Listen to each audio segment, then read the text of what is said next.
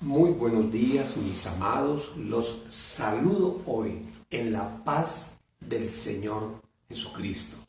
Hoy es un día para nosotros, como todos los días nuevos que el Señor nos da, un día muy, pero muy especial. Y es un día especial porque podemos detenernos un instante y meditar en el amor de Dios, en todo lo que Él ha hecho, está haciendo y seguirá haciendo en nuestras vidas hasta el día que Él nos llame a su presencia o hasta el día que el Señor decida que este mundo exista tal como lo estamos conociendo. Hoy es un día especial por esa razón y vamos a tener un tiempo de meditación en la palabra del Señor para poder entender un poco mejor cada día lo que el Señor ha hecho por cada uno de nosotros. Oremos al Señor. Padre bueno, Señor de la gloria, en el nombre de Jesús, hoy nos presentamos delante de tu preciosa presencia y venimos, Señor, una vez más para alabarte, glorificarte, darte a ti la honra y la gloria que solo tú mereces y nada ni nadie más. Te damos gracias por todo lo que tú has hecho por cada uno de nosotros. Te damos gracias por el día que nos prestas la vida. Gracias te damos, Señor. Gracias por el trabajo que nos has dado. Gracias por la casa donde vivimos. Tenemos un techo, Señor. Podemos dormir más tranquilamente. Por todas esas cosas y grandes y pequeños detalles que tú tienes para con nosotros, hoy te damos las gracias. Y bendecimos tu nombre, te adoramos y te glorificamos, Dios de la gloria, el único y sabio Dios. Gracias, Señor. Amén y amén. Bueno, hoy tengo un tema muy especial. Nosotros como creyentes en la fe que tenemos, la fe en Cristo Jesús, la fe en todo lo que Él dijo e hizo cuando estuvo en medio nuestro. Esa fe puesta también en ese Dios de siempre, el Dios de ayer, de hoy y por los siglos de los siglos, el Dios eterno, el Señor del universo. Debemos entender, les decía,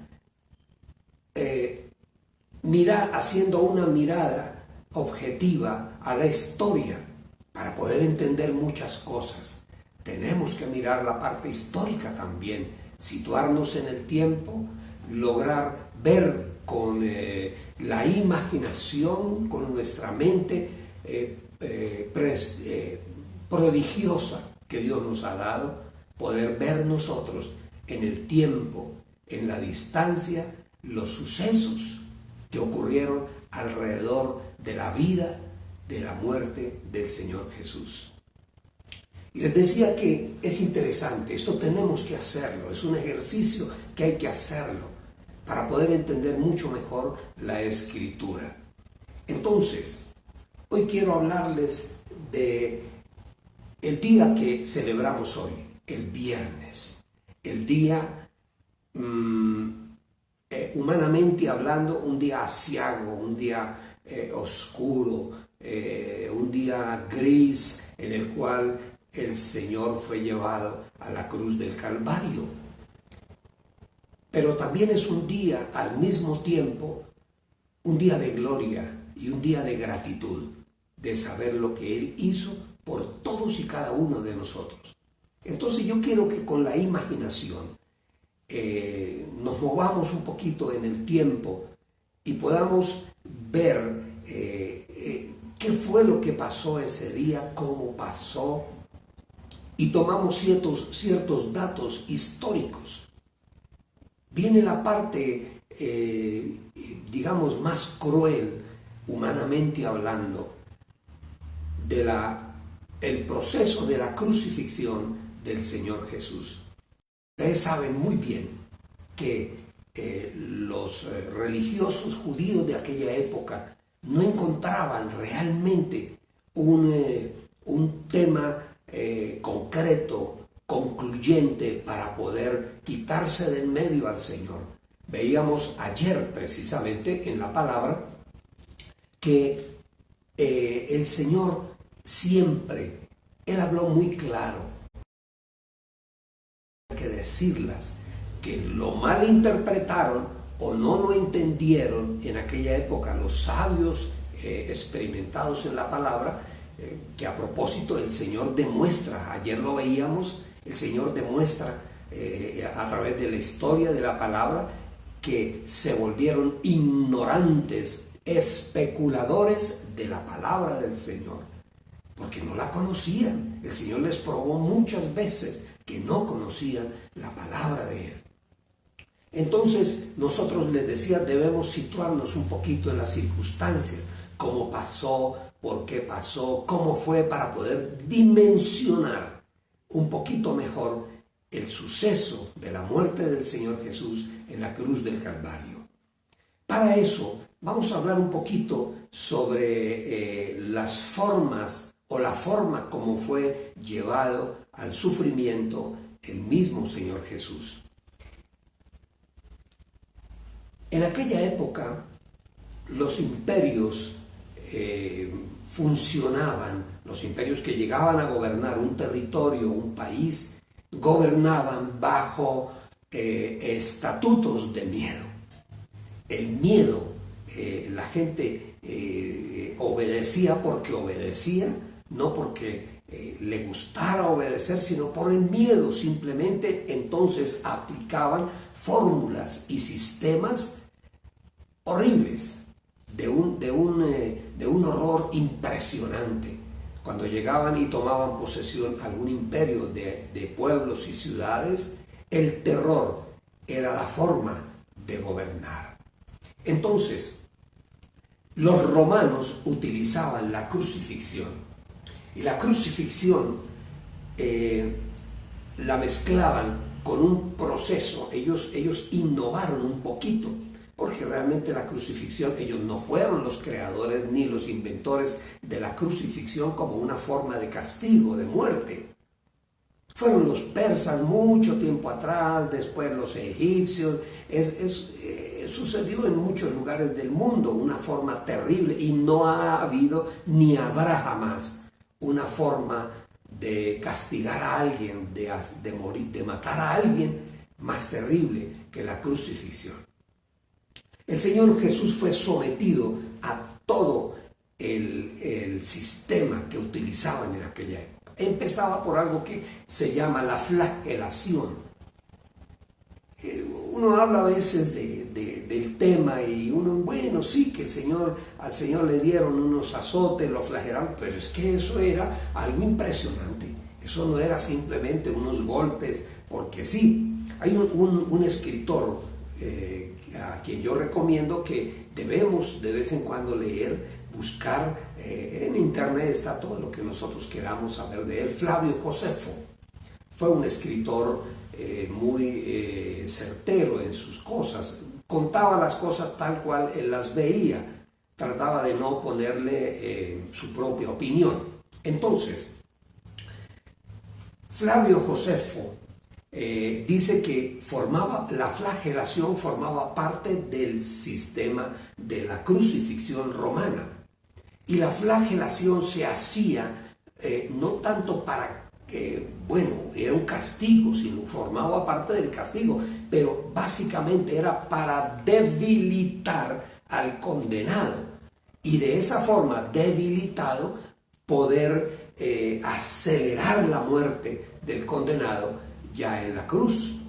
Por eso se utilizaba la flagelación. No había crucifixión sin antes pasar por la flagelación, y se utilizaba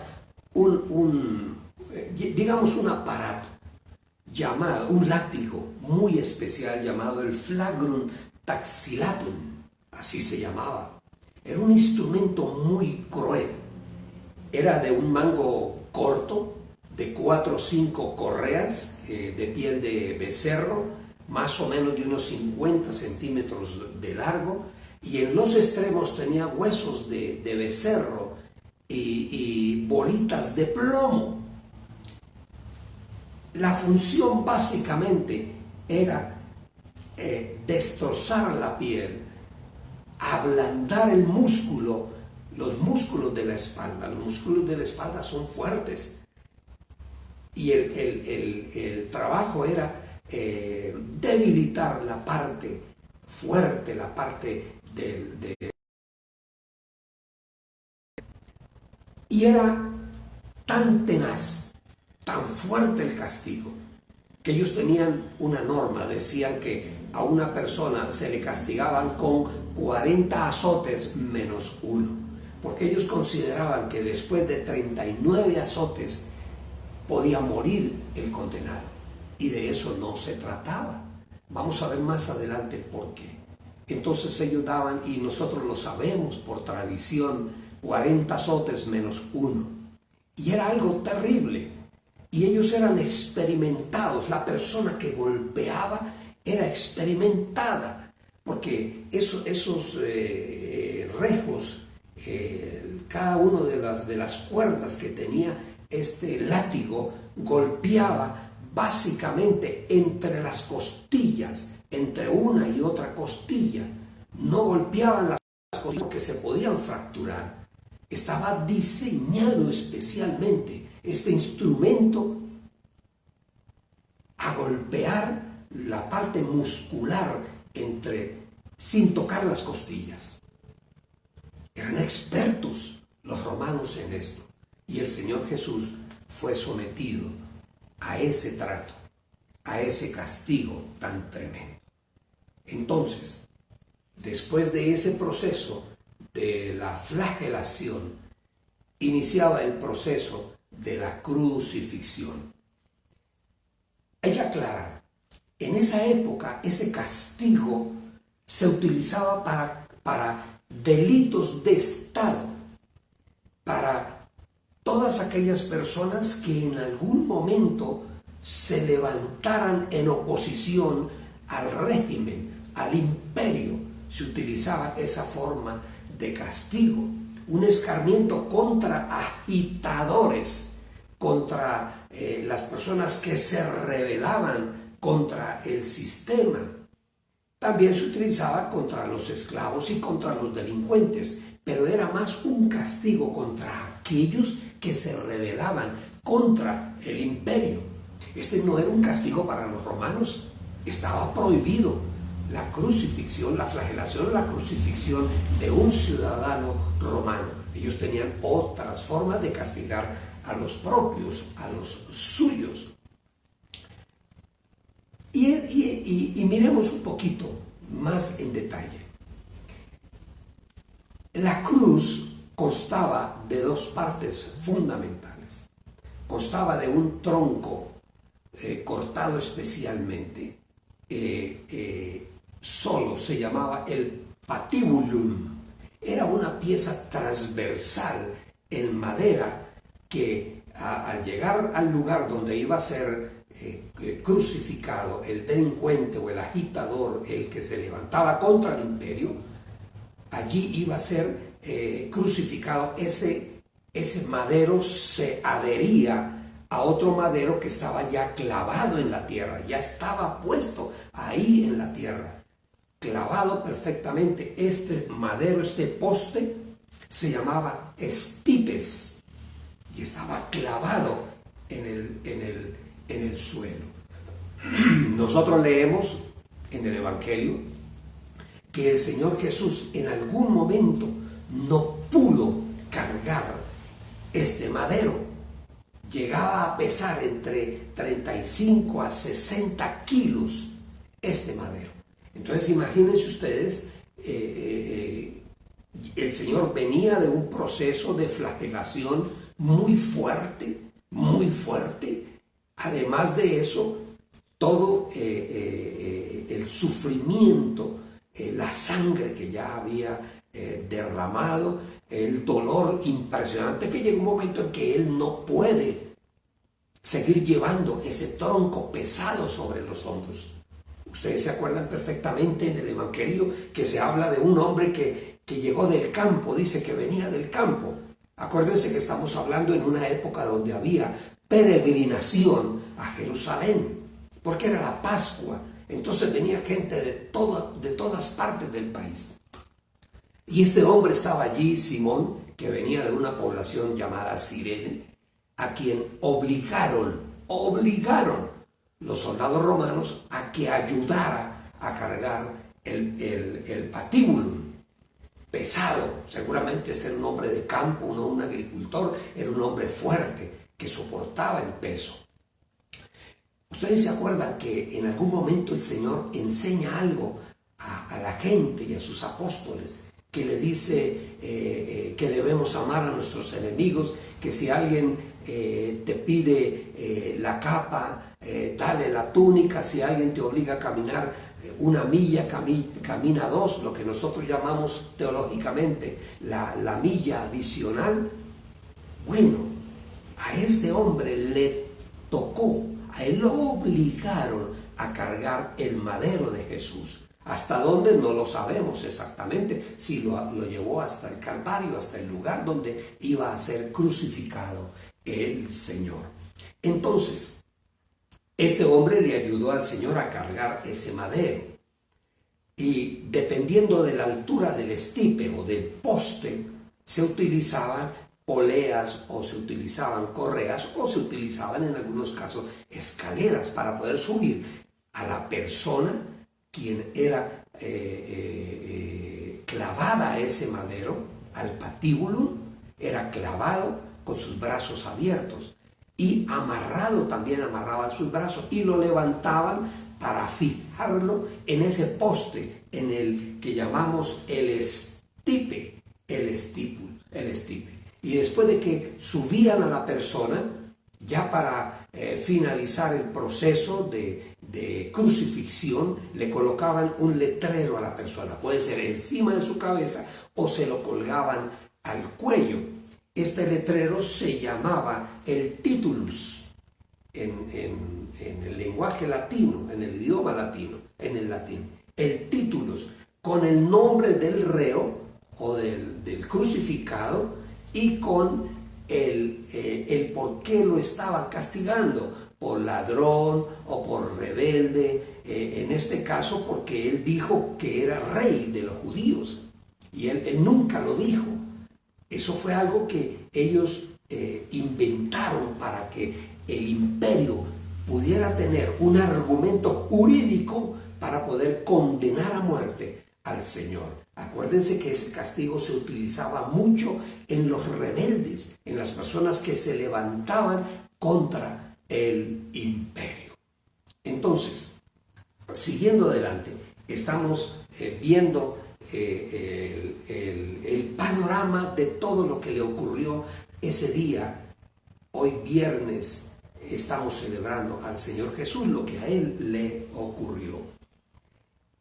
La crucifixión era una muerte muy terrible, de todas las formas de muerte que pueden existir para un condenado. La más terrible que ha existido en la historia de la humanidad ha sido la crucifixión.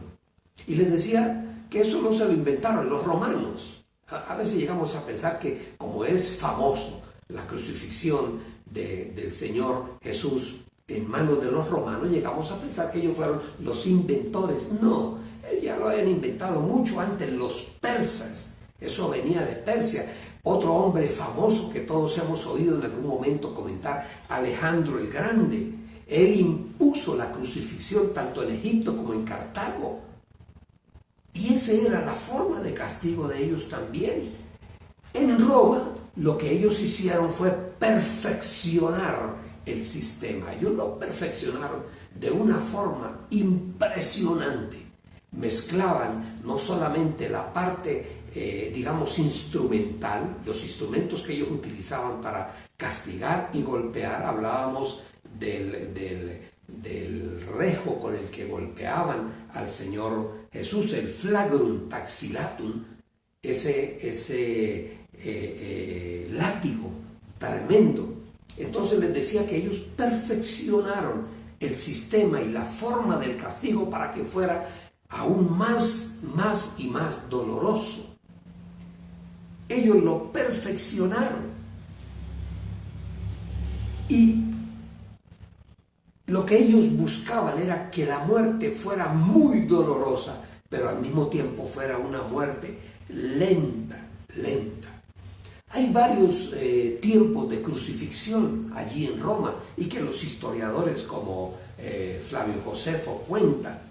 Por ejemplo, en el año 71 a.C., Marco Licinio Craso, un general romano, derrotó en Apulia una rebelión de esclavos. Y esa rebelión de esclavos fue encabezada por un personaje del cual nosotros, los que ya tenemos ciertos años, sabemos porque fue una película famosa, Espartaco. Ustedes se acuerdan de esa película, los mayores, hoy en día los jóvenes ya esas películas no las ven.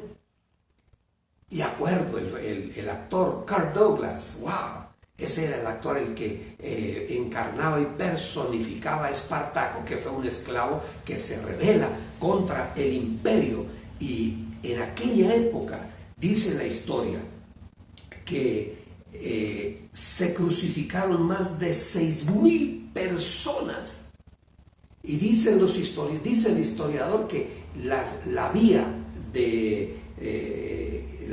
Apia, que llevaba, era la vía más principal de entrada a Roma, por decir algo, la autopista del norte, la vía más principal que entraba a Roma, la vía Apia, dice que fue adornada, entre comillas, con las cruces de los 6,000 esclavos que se levantaron en rebelión contra el imperio y que fueron crucificados.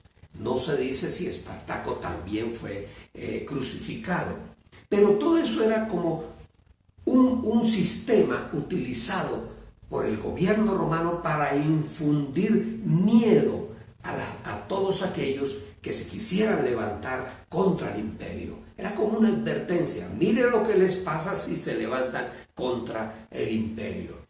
Otro momento también muy especial del cual nosotros hemos leído, porque está en la Escritura, la caída de Jerusalén, la destrucción del templo de Jerusalén y la destrucción del mismo Jerusalén. En el año 70 después de Cristo aparece un general romano, Tito Flavio Vespasiano, o Tito Vespasiano, algo así. Dice que los historiadores que en un levantamiento que hubo después del tiempo del Señor Jesús, hacia el año 70, hubo un levantamiento. Y en ese levantamiento dice la historia que este hombre, Tito Vespasiano, crucificaba 500 judíos al día. 500 judíos al día, según cuenta Flavio Josefo en un libro que se llama La Guerra de los Judíos. Interesante que alguien lo busque y lo pueda leer. Entonces, volviendo al tema de la crucifixión, se consideraba que era la forma más terrible, más dolorosa, más humillante y más impactante para los que estaban viendo que podía existir en aquella época. Era tremendo, era tremendo. Dicen los médicos, los que saben, que el dióxido de carbono se acumulaba en la sangre y el corazón cada vez le tocaba esforzarse más y producía espasmos musculares violentos, dice. Y el condenado, el que estaba allí colgado en la cruz, debilitado por cansancio, por el hambre, sufría. Y no sufría solo por el dolor que se había infligido en él. Sufría también por el frío, sufría la inclemencia del tiempo, los insectos. Aún cuando quedaba alguno colgado en la noche, las fieras del campo llegaban al lugar a tratar de morder, de comerse a la persona. Esto no era fácil, era algo terrible, terrible. Además de eso, las burlas, los gritos, lo que la gente le decía a estas personas. O sea, el cuadro era un cuadro terrible, tremendo. Y a veces se rompían las piernas porque la persona estaba prácticamente sostenida, era de sus piernas, que eran dobladas. Sus piernas normalmente quedaban de medio lado, se juntaban sus dos pies uno encima del otro y se atravesaba con un clavo de 18 centímetros de largo y lo clavaban al estribe o al poste, clavaban sus pies. Entonces ustedes se pueden imaginar. Y les decía que en algunas oportunidades se quebraban las piernas porque de pronto el condenado era un hombre fuerte y podía estar allí y sostenerse en sus pies. Pero el secreto de la muerte era que la persona muriera por asfixia lentamente. La persona moría lentamente, asfixiado. Llegaba un momento en que ya no podía cargar el peso de su propio cuerpo. Entonces, al quedar colgando, los músculos del pecho no tienen la fuerza suficiente para levantar todo el peso del cuerpo en la parte baja del cuerpo. Entonces la persona moría lentamente por asfixia. Era una muerte terrible, mis amados, terrible.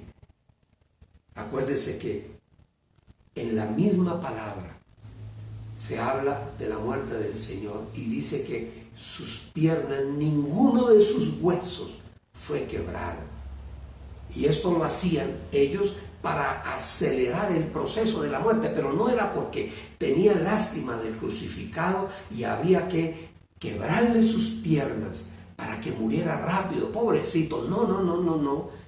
Los guardas esto lo hacían muchas veces ya en horas de la tarde, bien en la tarde, porque ellos no querían quedarse ahí cuidando el moribundo. Entonces le quebraban las piernas para que muriera más rápido. Eso no era porque tenían lástima o consideración de ellos. En ellos no existía la lástima ni la consideración. En algunos casos, les decía, la víctima podía durar algunos días allí colgado, muriendo.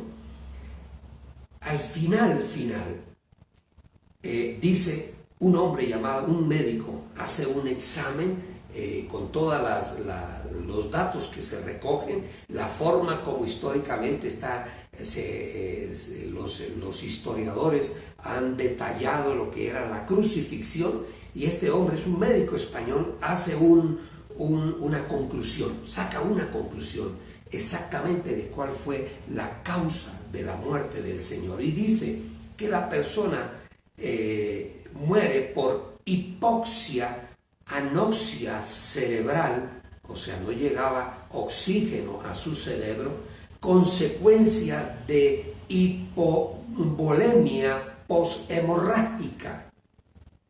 La sangre iba saliendo del cuerpo lentamente, con insuficiencia respiratoria mecánica por graves lesiones en músculos intercostales. ¿Recuerdan de la flagelación? Y también por insuficiencia cardíaca. El pueblo judío, los sacerdotes, buscaban permanentemente una acusación contra el Señor Jesús. Y él nunca dijo yo soy rey, nunca. Cuando él entra a Jerusalén, lo veíamos ayer, cuando él entra allí, la gente gritaba, Hosana al hijo de David, y entra montado en un borrico. Todo era una simbología. En Israel, cuando alguien era nombrado rey, él entraba a la ciudad montado en un borrico, en un asno, en un pollino. Pero él nunca dijo yo soy rey, nunca. Y esa fue la acusación, la causa jurídica que pudo Pilatos tomar para dictar la sentencia de muerte. La causa política. Cuando alguien se levanta en medio de la manifestación y gritó, es que él dijo que era rey. Ahí ya Pilatos se detuvo y lo pensó. Dijo, bueno, si ustedes quieren que él muera, le aplicaremos la ley en todo su rigor, porque es una persona que es un rebelde contra el imperio romano. Y así lo vamos a castigar. Por eso fue la crucifixión. Porque hay un momento en que Pilatos dijo, yo no encuentro nada en este hombre. Para mí es un hombre inocente. Pero ese fue el tema para poderlo llevar a la cruz del Calvario. No hay pruebas en ningún momento que el Señor diga, reunió un grupo de personas y se va a rebelar contra el imperio. No en ningún momento, antes todo lo contrario. Él respetaba las normas del imperio. Acuérdense ustedes que hablábamos ayer también de cuando vienen los sacerdotes judíos y a tentarlo. ¿Usted piensa, Jesús, que debemos pagar impuestos al César? Es una pregunta tendenciosa. Si él decía, no hay que pagar impuestos, entonces usted es contrario al sistema y contrario al César. Pero el Señor les dijo, a ver, deme la moneda, ustedes saben muy bien el proceso, la enseñanza que el Señor Jesús dio en ese momento. Dele al César lo que es del César, pero a Dios lo que es de Dios. Les está enseñando una norma política, de sociología. Ustedes respeten las autoridades. Y la palabra nos manda a nosotros orar por las autoridades. Muchas veces no nos gustan, pero tenemos que orar por las autoridades, porque es un mandato del Señor. Hay que respetar la autoridad. Entonces, nosotros podemos llegar a una conclusión. Se estaba condenando y se estaba matando a un inocente. Los fariseos y los saduceos y los herodianos, recuerdan ustedes que se unieron, que no eran muy amigos entre ellos, se unieron contra el Señor Jesús. Ellos buscaban permanentemente algo para atacarlo. Y el Señor, ¿qué era lo que enseñaba? Una religión diferente. La religión que el Señor enseñaba estaba fundamentada en el amor a Dios y el amor al prójimo. El Señor lo que hacía era cuestionaba la ignorancia de ellos. Eran ignorantes en las Escrituras y el Señor se las repetía permanentemente. Es que ustedes no saben que la Escritura dice, y les recordaba las Escrituras, porque ellos se dedicaron solamente a la parte funcional, a sus rituales, a eso era que dirigían la gente. Por eso el lunes anterior, el lunes de la semana de crucifixión, que el Señor entra al templo y encuentra a los mercaderes, ¿recuerdan ustedes? Era porque esa era la costumbre de ellos y se habían olvidado de la parte fundamental de la Escritura, el amor de Dios y el amor a los semejantes. Entonces, eso era lo que el Señor les criticaba. Los romanos simplemente participaron del proceso. Los judíos no eran queridos por los romanos porque estaban permanentemente en rebelión. Antes de la venida del Señor Jesús ya habían existido rebeliones contra el imperio. Después de que el Señor Jesús muere y sube al cielo, hubo otras rebeliones. Históricamente se habla aún de Simón, aquel hombre, el mago, aquel que le pidió a los apóstoles que le enseñara a hacer esa magia que ellos hacían para curar enfermos. ¿Recuerdan ustedes? De ahí nace la famosa simonía. Ese hombre históricamente parece que era un hombre, un agitador, un hombre conocido en todo Israel, en toda la Judea, era conocido como un agitador. Entonces, después de eso vinieron muchos otros, tanto así que en el año 70 viene Tito Vespasiano, viene y destruye a Jerusalén, algo que el Señor ya había profetizado. Lo más tenaz de todo es que si nosotros miramos un poquito atrás, vamos a ver que días antes el Señor entra a la ciudad, les decía, montado en un pollino, y todo el mundo lo alababa. Todo el mundo decía, Hosana, gloria a Dios, bienvenido, bendito sea el que viene en el nombre del Señor. y entraban delante de él y gritando: Hosana al Hijo de David, bendito el que viene en el nombre. Y ahora, en este momento, todos están gritando: crucifícale, crucifícale, crucifícale. ¡Wow! Yo creo que muchos de los que estaban allí en esa manifestación ni siquiera entendían qué era lo que estaba pasando, pero se dejaron arrastrar por todo el decir de la multitud y por los líderes que acusaban al Señor Jesús. Él sabía lo que le venía.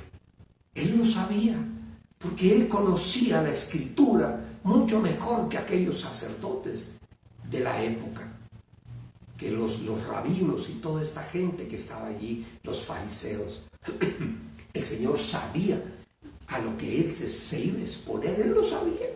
Él sabía que iba a ser arrestado, que iba a ser humillado, maltratado, y que al final iba a ser llevado a la crucifixión. Y que nosotros hoy podemos entender que todo ese proceso que el Señor vivió, que Él quiso vivir, lo hizo, mis amados, por amor a nosotros, a todos y cada uno, a ti, a mí, por todos nosotros, por amor a todos nosotros. Por amor a nosotros fue traicionado por uno de sus mismos apóstoles, de los que caminaban con él, de los que comían con él, de los que comían y dormían con él, que lo vieron hablar, que lo vieron actuar. Traicionado. El Salmo 41:9 dice: aún el hombre de mi paz, el que andaba con él, en quien yo confiaba, el que de mi pan comía, alzó contra mí su calcañar. Lo traicionó, negado por su amigo, por Pedro también. Fue negado. El Señor Jesús sabía lo que iba a suceder. El Señor sabía el dolor que iba a soportar.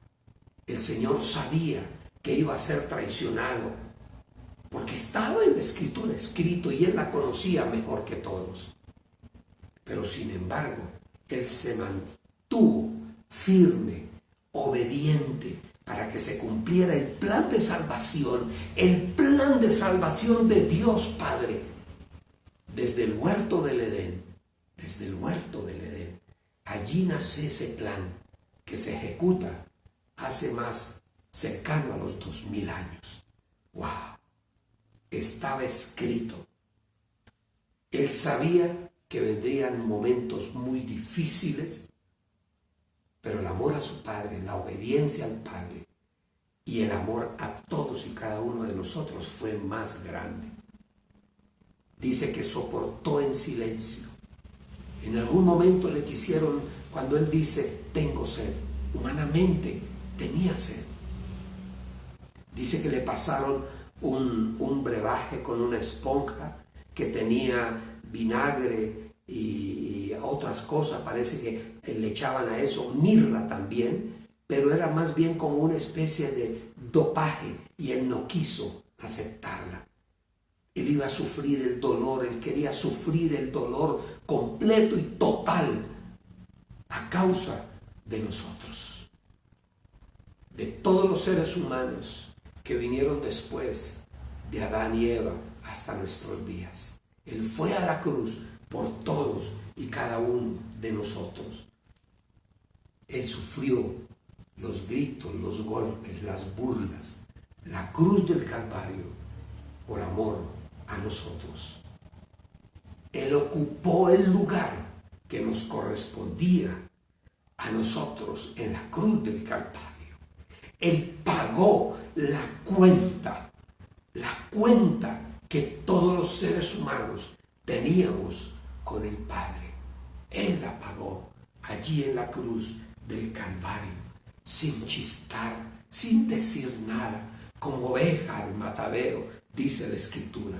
Y lo hizo por amor a nosotros. Porque de tal manera amó Dios Dios al mundo que no escatimó ni siquiera a su propio Hijo por todos y cada uno de nosotros. Por amor fue a la cruz del Calvario. Por su llaga, porque la palabra dice que por su llaga nosotros fuimos sanados. Él echó sobre sí todo el pecado de la humanidad, desde el pecado de Adán hasta el pecado del último hombre que haya sobre la tierra. Él se echó sobre sí el pecado. Se llevó los pecados por nosotros, la iniquidad del ser humano. Dice Isaías 53, y con esto termino, 53:5. Él fue traspasado por nuestras rebeliones y molido por nuestras iniquidades. Sobre él recayó el castigo, precio de nuestra paz, y gracias a sus heridas fuimos nosotros sanados, no solamente espiritualmente, aún físicamente. En la cruz llevó nuestras enfermedades. Todos andábamos perdidos como ovejas. Cada uno seguía su propio camino, pero el Señor hizo recaer sobre él la iniquidad de todos nosotros. Maltratado y humillado, ni siquiera abrió su boca. Como cordero fue llevado al matadero, como oveja enmudeció ante su trasquilador y ni siquiera abrió su boca. Por él tenemos perdón de pecados y por él tenemos la preciosa seguridad de la vida eterna, que en algún momento, cuando el Señor nos llame a su presencia o el Señor decida acabar con todo, nosotros iremos a la presencia del Señor. Estaremos en la gloria con Él, con el Padre, con todos y con cada uno de los que en nuestro caminar recibimos al Señor. Tú que estás allí, que me estás escuchando, es dramático lo que acabamos de leer, pero tenemos que entenderlo a la luz de la palabra. ¿Por qué lo hizo? Por amor a ti, a ti, a ti, a ti, por amor a cada uno de nosotros, por amor a mí. Alguien que ni yo siquiera conocí, pero Él lo hizo por mí. Simplemente lo que tú tienes que hacer es abrir el corazón y decirle: el Señor Jesús, yo creo que tú fuiste a la cruz del Calvario por mí. Díselo, fuiste a la cruz por mí. Tú llevaste en la cruz del Calvario todos mis pecados, todo lo que yo he hecho en mi vida hasta el día de hoy, tú lo llevaste en la cruz del Calvario.